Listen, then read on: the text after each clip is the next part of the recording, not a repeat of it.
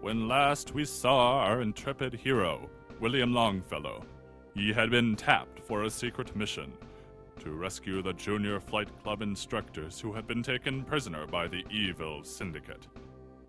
Only he had the requisite mastery to undertake such a dangerous mission. Only he had the scores and skills necessary for the job. Yet our hero hesitates. "No," he cries, "I won't do it." Yet, in a battle of will between William Longfellow and Big Al, well, one cannot fight fate forever. So eventually, William Longfellow assents and takes the helm of the rescue helicopter.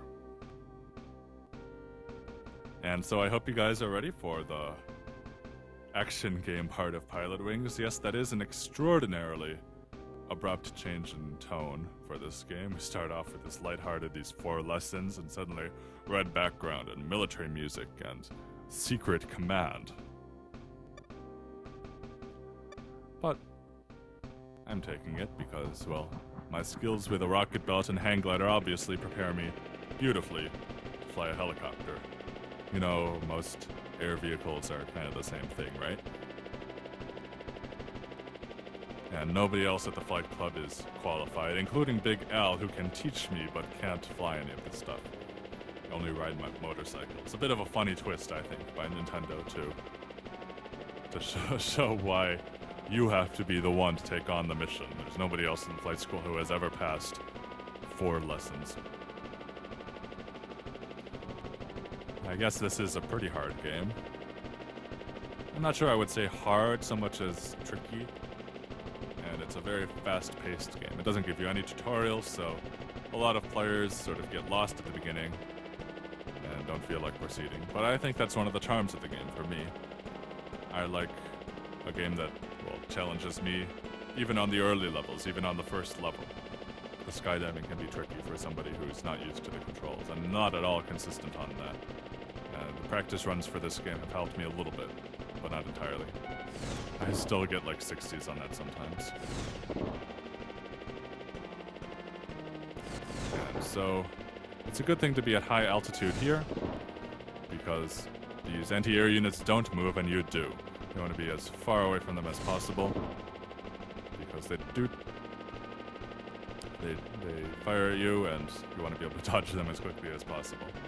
And that requires some reaction time. Now there is an anti-air unit on this island that fires at you like, immediately when it scrolls on screen, so you gotta take it out fast. What I like to do is sort of rock back and forth my trajectory, and because these anti-air units have rudimentary tracking, but if you move back and forth, you confuse them enough to be able to dodge them most of the time. Now this is a difficult part of the island,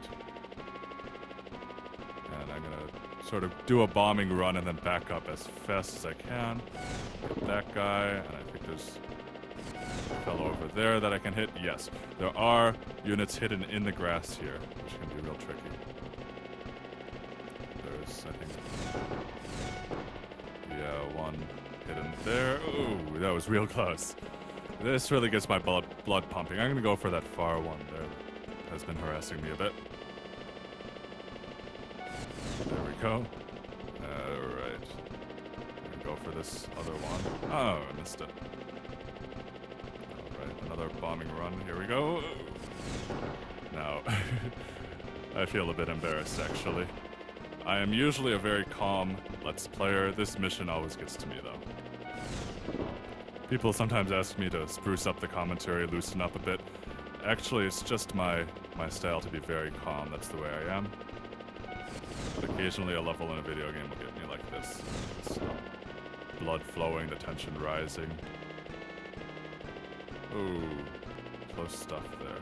I actually can't see very well because one of my eyes is blocked by my microphone, which makes the mission a bit more difficult. Did I hit that other one? I somehow did, I guess. I didn't see me hitting that one. Alright. We're gonna go for these. There are 3 of these fellows here. on the far side. There we hit 2 of them, and you have to be careful. Because, remember, these guys lose track of you when you scroll them off screen. Unfortunately, there's the one in the corner there that does see me momentarily. I can avoid it for a moment. Oh, and I almost got hit by that one too. So you do have to be very careful. But you can sort of safely lower yourself here, because we did clear all of the anti-air units out from here, and the other ones have forgotten about me. So I would lower myself to, about 100. And then start hovering more towards the pad. As it does say my descent is too great. About 100 gives us time to get back up. But you don't want to start going back up too fast. Just like in the skydiving, where you don't want to sort of back up and move forward too violently. This can be one of those things where you want to have your speed constant. If your rate of descent is too fast, well, you'll die on the helicopter, and you're not home free when you kill all the turrets. You're not home free. I've had practice runs where I lose because I'm very silly with the landing pad here. So I lean a bit forward.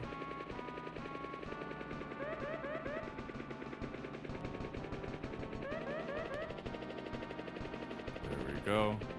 Yes, I actually had a run where I was at 5 feet above the helipad and thought I was home safe. I floated back up and later I crashed into the water. A very silly thing to do. But hey, we succeeded. We got on the helipad. The presence of the anti-air units doesn't seem to matter anymore. Where does the EVIL Syndicate get all the money to do all this war-like stuff anyways?